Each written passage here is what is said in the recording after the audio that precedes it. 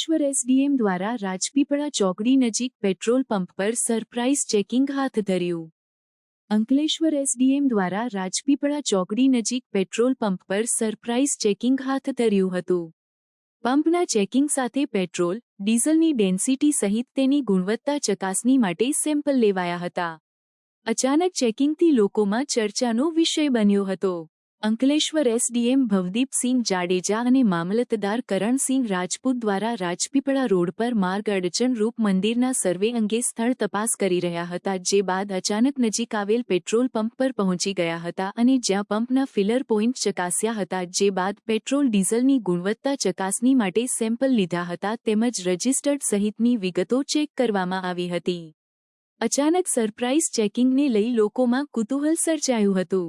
જોજે થોડી જ મિનિટોમાં પંપ પર ચેકિંગ કરી તેઓ નીકળી ગયા હતા.